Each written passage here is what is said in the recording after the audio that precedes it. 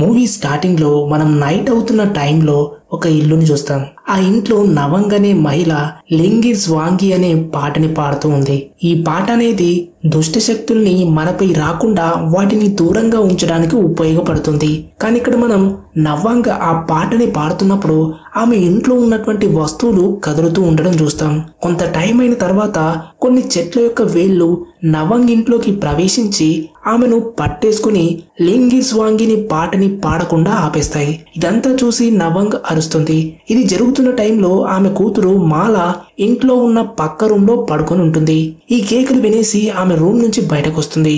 ఆమె బయటకు రాగానే చెట్ల యొక్క వేళ్లు ఎంతో వేగంగా వచ్చేసి ఆమెనే ఒక లక్ష్యంగా చేసుకున్నట్లుగా మాలాపై దాడి చేస్తాయి. ఇప్పుడు నవంగ్ వెంటనే లేచి పక్కనే ఉన్నటువంటి దీపాన్ని తీసుకొని మాలాను పట్టేసుకున్నటువంటి చెట్ల యొక్క వేళ్లపై విసిరేస్తుంది. ఈ విధంగా నవంగ్ మాలాను ఆ పరిస్థితి నుంచి విడిపిస్తుంది. కానీ ఆ దీపం వల్ల స్టార్ట్ అయిన మంట అనేది ఇంటంతటా కూడా వ్యాపిస్తుంది. ఇల్లు చుట్టూ ఉన్నటువంటి అన్ని వైపులా కూడా మండడం స్టార్ట్ అవుతుంది.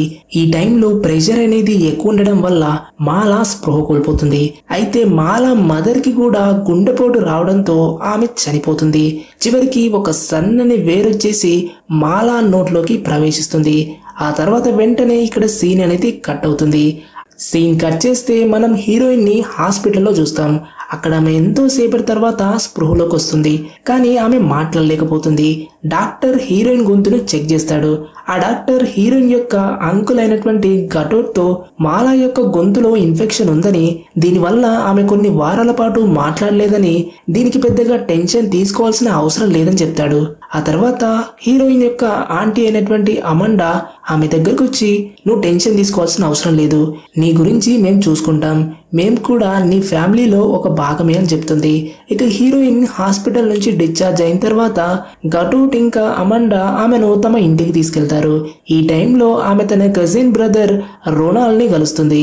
అతను వెంటనే హీరోయిన్ ని వాళ్ళలో ఒక ఫ్యామిలీ మెంబర్ గా యాక్సెప్ట్ చేసేసి ఆమె ఏదైనా చెప్పాలనుకుంటే స్లేట్ పైన మార్కర్ తో రాసి అందరికీ చెప్పొచ్చని ఇన్ఫార్మ్ చేస్తాడు.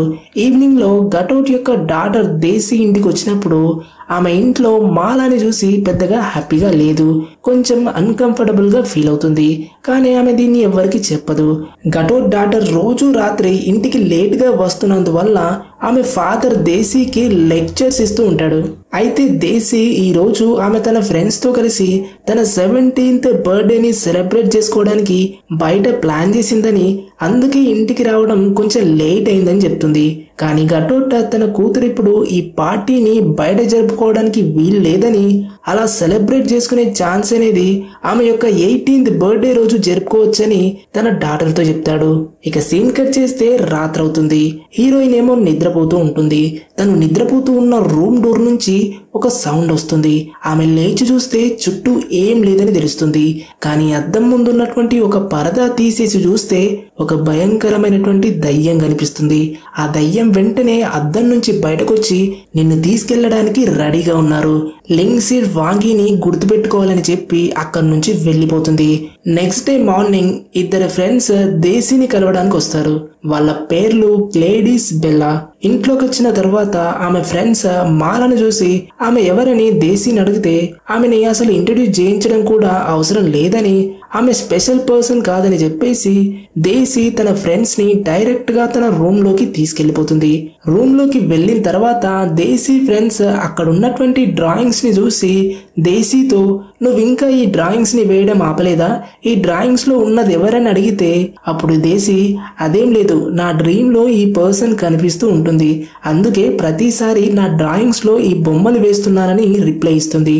మరోవైపు గటోట్ ఆమె మెయిడ్ అయినటువంటి రహేమా ఇద్దరు కూడా మాట్లాడుకుంటూ ఉంటారు. ఆమె గటోట్ తో, వెంటనే మీరు మీ ఫ్యామిలీని తీసుకుని ఇక్కడ నుంచి వీలైనంత త్వరగా వెళ్ళిపోండి, ఎందుకంటే ఎన్నో చెడు పరిణామాలు రాబోతున్నాయి. అయితే హీరోయిన్ ఇక్కడ ఉండడం కూడా కోఇన్సిడెంట్ కాదు.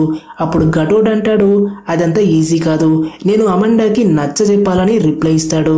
అంటే వీళ్ళిద్దరి మధ్య జరిగేటువంటి సంభాషణ అనేది అమండాకి ఏం తెలీదు. ఈ ఇంట్లో జరుగుతున్నటువంటి దుష్ట శక్తుల యొక్క సంచారం గురించి కూడా వీళ్ళిద్దరికీ ఒక పూర్తి అవగాహన ఉంది. ఆ తర్వాత మనం గటోట్ తన రూమ్ లో టెన్షన్ తో నిలబడి ఉండడం చూస్తాం. అప్పుడు అక్కడికి అమండా వచ్చి, నువ్వు మాలా మన ఇంటికి వచ్చినప్పటి నుంచి నువ్వెవరితోనూ సరిగ్గా లేవని, నీ మనసులో ఏదైనా ఉంటే నాతో షేర్ చేసుకోమని అంటుంది.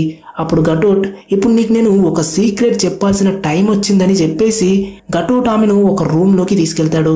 అయితే ఆ రూమ్ ని ఎప్పుడు కూడా తెరిచుంచేవారు కాదు. లోపలికి వెళ్ళగానే అమండా అక్కడ లోపల రూమ్ అంతా కూడా ఒక పూజా రూమ్ గా ఉండడం చూస్తుంది. ఆ రూమ్ లో కొన్ని వింత వస్తువులు క్లియర్ గా సెట్ చేస్తున్నాయి. ఇప్పుడు ఆ పూజా రూమ్ లోకి వెళ్ళగానే గటోట్ ఒక విగ్రహం ముందు కూర్చుని పూజ చేయడం స్టార్ట్ చేస్తాడు. అతను తన వైఫ్ తో, ఇది కేంజాంగ్ రాతు, ఇతని మనకు ఇవన్నీ ఇచ్చాడని చెప్తాడు. ఇక్కడ గటోట్ చేస్తున్నటువంటి పూజా విధానం అమండాకి ఏమాత్రం నచ్చదు. ఇంకా ఆమె ఆ భయంకరమైనటువంటి వస్తువులను చూసి భయపడుతుంది. కాబట్టి ఆమె తన హస్బెండ్ తో అక్కడి నుంచి బయటకు వెళ్ళిపోదామని అడుగుతుంది. అప్పుడు గటోట్, నువ్వేం భయపడద్దు, నీకు నేను అన్ని విషయాలు చెప్తాను, నువ్వు నేను చెప్పేది ప్రశాంతంగా వినమని చెప్పేసి గటోట్ అమండాని ఈ విషయాలన్నీ కూల్ గా సీక్రెట్ గా చెప్పడానికి ఒక లాంగ్ డ్రైవ్ కి తీసుకెళ్తాడు. ఒక సైలెంట్ గా ఉన్నటువంటి అడవి ప్రదేశంలోకి వెళ్ళాక గటోట్ అమండాలో ఇద్దరు కూడా కారులో నుంచి బయటకు వస్తారు. అప్పుడు గటోట్ అంటాడు, నా చిన్నప్పుడే నా తండ్రి చనిపోయి నాపై ఎన్నో అప్పులు వదిలేసి వెళ్ళిపోయాడు. కానీ నేను మిగతా వాళ్ళలాగా ఒక మంచి జీవితం కావాలనుకున్నా. అప్పుడే నాకు కేంజాంగ్ రాతు గురించి తెలుసుకున్నా.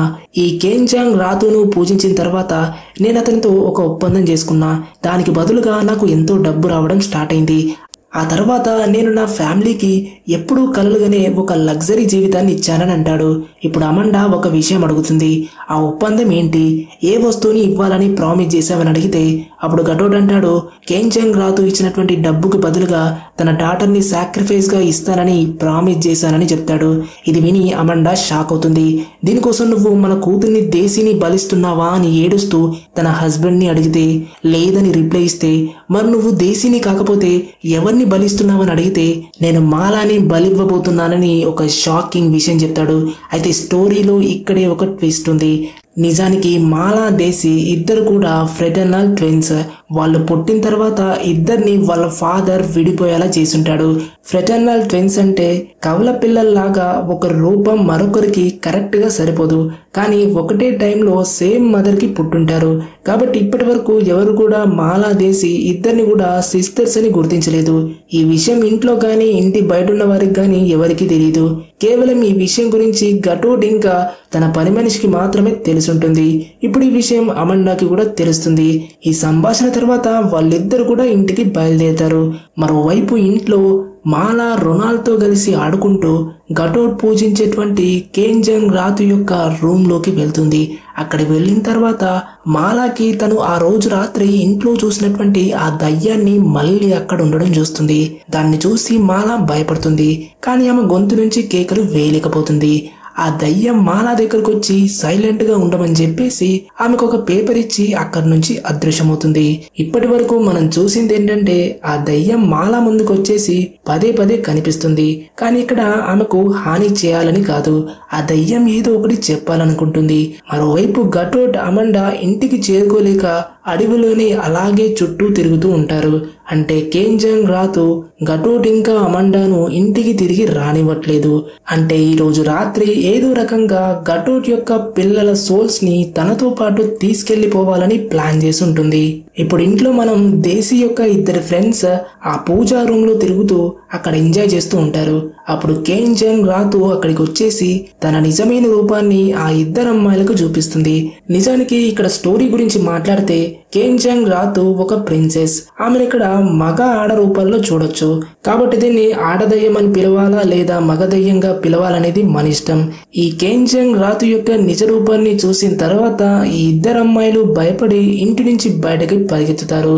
బయటకు వెళ్ళాక అడవిలోకి చిక్కుకుంటారు. ఆ తర్వాత మనం హీరోయిన్ ఆ స్పిరిట్ ఇచ్చినటువంటి పేపర్ తో గటోట్ యొక్క స్టడీ రూమ్ లో కనిపిస్తుంది. అక్కడ ఆమెకు ఒక పురాతనమైనటువంటి పుస్తకం కనిపిస్తుంది. దాంట్లో కొన్ని పాత ఫొటోస్ ఉన్నాయి. ఇప్పుడు మాల ఆ ఫొటోస్ లోని ఎన్నో ఫోటోలని చూస్తుంది. దాంట్లో ఘటోట్ తో హీరోయిన్ కి తరచుగా కనిపిస్తూ ఉన్నటువంటి ఒక స్పిరిట్ ఆ ఫోటోలో ఉండడం చూస్తుంది. అయితే దేశీ కూడా ఇదే ఫోటోని తరచుగా గీస్తూ వస్తుంది. అప్పుడే ఒక ఫోటో వెనక భాగంలో ఘటోట్ మర్ని 1996 అని రాసి ఉంటుంది. అంటే ఆ ఫోటోలో ఘటోట్ తో పాటు ఉంది అతని యొక్క మొదటి భార్య అయినటువంటి మర్ని అయి ఉంటుంది. ఇక్కడే హీరోయిన్ కి తెలిసేది ఏంటంటే నిజానికి మాల దేశీ ఇద్దరు సిస్టర్స్, వాళ్ళిద్దరు కూడా మర్ని యొక్క కూతుళ్ళని తెలిసిపోతుంది. అందుకే మర్ని ఎప్పుడు కూడా వాళ్ళ ముందుకొచ్చి హెల్ప్ చేయాలనుకుంది. అయితే ఇప్పుడు హీరోయిన్ దగ్గర ఉన్నటువంటి ఇదే పుస్తకాన్ని ఘటోట్ కూడా కంటిన్యూస్ గా చదువుతూ ఉండేవాడు. దాంట్లో కేంజంగ్ రాతు గురించి రాసి ఉంటుంది. అంటే మర్నీనే ఘటోట్ ని ఆ బుక్ ని చదువుతున్నప్పుడు అడవిలోకి ఎన్నోసార్లు తీసుకువెళ్లేలా చేసి ఉంటుంది. నిద్ర లేచిన తర్వాత చూస్తే ఘటోట్ కి గాయం అవ్వడం, ఇంకా మాల కాలిపై నల్లటి గుర్తులు వంటివి చూస్తే మర్ని ఇక్కడ వాళ్లకు హెల్ప్ చేయడానికి ప్రయత్నిస్తుందని క్లియర్ గా అర్థమవుతుంది. అంటే ఆమెకి కొన్ని శక్తులు కూడా ఉన్నాయని తెలుస్తుంది. ఇక ఆ బుక్ యొక్క పేజీ తిప్పగానే మాలకు ఒక చిరిగిన పేజీ కనిపిస్తుంది. ఆ చినిగిపోయినటువంటి పేపర్ కి ఆ స్పిరిట్ ఇచ్చినటువంటి కాగితం యొక్క ముక్క అనేది ఇక్కడ ఉన్నటువంటి ఆ బుక్ యొక్క పేజీతో కరెక్ట్ గా సరిపోతుంది. దానిపై మొత్తం ఒక లింగ్సి వాంగి రాసింది. ఇది ఇంతకు ముందు సగం కనిపించినా కూడా ఇప్పుడు ఆ కాగితం యొక్క ముక్కతో అది పూర్తయిపోయింది. మరోవైపు రెహమాని ఆ డెవిల్ ఆవహించేసి అడవిలో ఉన్నటువంటి దేశీ ఫ్రెండ్స్ ని అడ్డుకునేసి వాళ్ళని చంపేస్తుంది. ఆ తర్వాత మళ్ళీ ఈసారి హీరోయిన్ కి ఇంట్లో కొన్ని విజన్స్ కనిపించడం స్టార్ట్ అవుతాయి. మర్ని ఇద్దరు అమ్మాయిలకి జన్మనిస్తుంది. ఘటోట్ ఇచ్చినటువంటి ప్రామిస్ ప్రకారం మొదటి కూతురైనటువంటి మాలాని ఆ డెవిల్ కి సాక్రిఫైస్ గా ఇవ్వాలి. అయితే మాలా మదర్ అలా జరగనివ్వకుండా కేంజంగ్ రాతు అనే డెవిల్ తన కూతుర్ని తీసుకుపోతుంటే అడ్డుగా వచ్చేయడంతో ఆ డెవిల్ అనేది మర్ని యొక్క సోల్ ని తీసుకుంటుంది. ఇదంతా తెలుసుకున్న తర్వాత హీరోయిన్ తన సిస్టర్ దగ్గరికి వెళ్ళి మనం ఇక్కడ నుంచి వెళ్లిపోవాలని చెప్తుంది. కానీ దేశీ హీరోయిన్ చెప్పేది వినదు. ఇంతలో చూస్తుండగానే ఇద్దరు అమ్మాయిలు కూడా పోసెస్డ్ అయిపోతారు. వాళ్ళిద్దరి సోల్స్ అనేవి ఆ డెవిల్ ఉన్నటువంటి ప్రపంచంలోకి వెళ్లిపోయి అందులో చిక్కుకుపోతాయి. ఆ తర్వాత ఘటోట్ అమండా ఫైనల్ గా ఇంటికి వస్తారు. ఇక్కడ మనకు అర్థమవుతుంది ఏంటంటే అమండా ఈ ఇద్దరి సిస్టర్స్ కి ఒక స్టెప్ మదర్ గా ఉందని తెలుస్తుంది. సినిమా స్టార్టింగ్ లో కనిపించినటువంటి నవంగ్ కూడా ఘటోట్ యొక్క సిస్టర్ అయి ఉంటుంది. ఘటోట్ తన భార్య మర్ని చనిపోయాక తన కూతురైనటువంటి మాలాని తన సిస్టర్ కి ఇచ్చుంటాడు. అందుకే ఇప్పటి వరకు మాలాకి నవంగే ఒక అమ్మాయి ఉంటుంది.